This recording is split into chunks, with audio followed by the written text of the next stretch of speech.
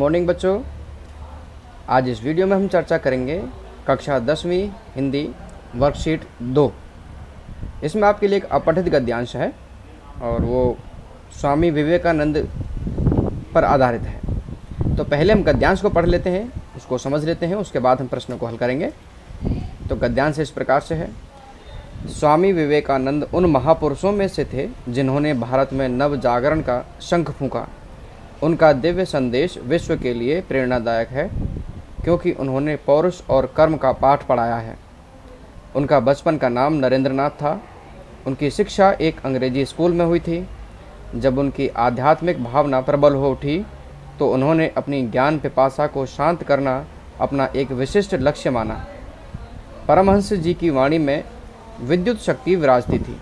जो परमहंस जी हैं वो परमहंस उनके गुरु का नाम है, स्वामी रामकृष्ण परमहंस जी इनका पूरा नाम है। और उनके बचपन का नाम था नरेंद्रनाथ। किसके बचपन का नाम? स्वामी विवेकानंद के, जो आगे चलकर नरेंद्रनाथ को भी नव आलोक और स्फूर्ति प्रदान कर सकी।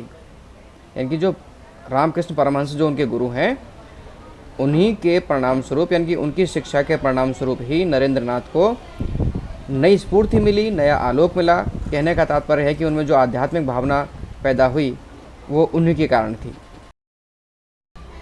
सन 1886 में रामकृष्ण परमहंस के दिवंगत होने के साथ ही 23 वर्षीय नरेंद्र ने अपने गुरु की शिष्य मंडली के नेतृत्व का भार अपने कंधों पर ले लिया।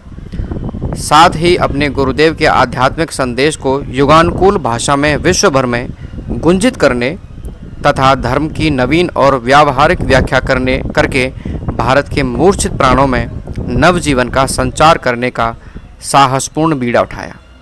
बीड़ा उठाने का मतलब है जिम्मेदारी उठाना। यानी कि उन्होंने जो अपने आध्यात्मिक विचार थे, अपने गुरु के थे, उनको एक जीवंतता प्रदान की और विदेशों तक अपने विचारों को, धार्मिक प्रचार, अपने विचारों को फैलाया, धर्म का प्रचार किया और धर्म की नई तरह से व्याख्या की। अब आते हैं हम इनके प्रश्नों पर।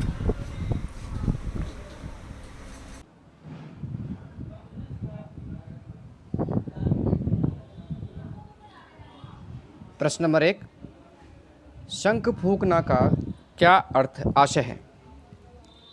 शंख फूंकना मुहावरा है। क शंख बजाना, ख समाप्त करना, ग शंख जला देना, घ प्रारंभ करना। तो इसका जो उत्तर है वो है प्रारंभ करना, घ शंख फूंकना।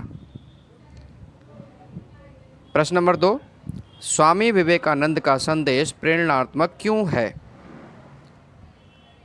उत्तर, स्वामी विवेकानंद का संदेश प्रेरणात्मक है क्योंकि उन्होंने पौरुष और कर्म का पाठ पढ़ाया है।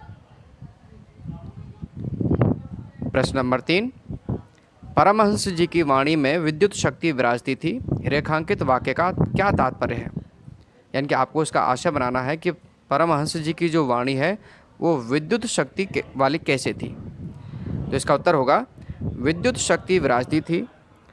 वाक्य का आशय है कि उनमें बोलने की कुशलता थी। वाणी अत्यंत ओजस्वी और प्रभावशाली थी।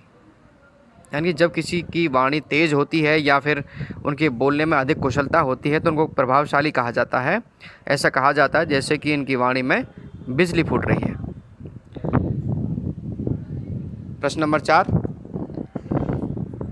स्वामी विवेकानंद का बचपन का नाम क्या था? वैसे तो सारे बच्चे लगभग जानते ही हैं क्योंकि इनको पढ़ते रहते हैं और गद्यांश में दिया भी हुआ है। स्वामी विवेकानंद के बचपन का नाम नरेंद्रनाथ था। नरेंद्रनाथ। प्रश्न नंबर 5, उनके गुरु कौन थे? ये विवेकानंद के बारे में बात हो रही है कि विवेकानंद के गुरु कौन थे? उत्तर है स्वामी विवेकानंद के गुरु का नाम स्वामी रामकृष्ण परमहंस था। गद्यांश में केवल परमहंस दिया हुआ है लेकिन उनका जो पूरा नाम है वो स्वामी रामकृष्ण परमहंस था। प्रश्न नंबर 6, बीड़ा उठाना का वाक्य में प्रयोग कीजिए। बीड़ा उठाना का अर्थ होता है जिम्मेदारी उठाना, उत्तरदायित्व संभालना।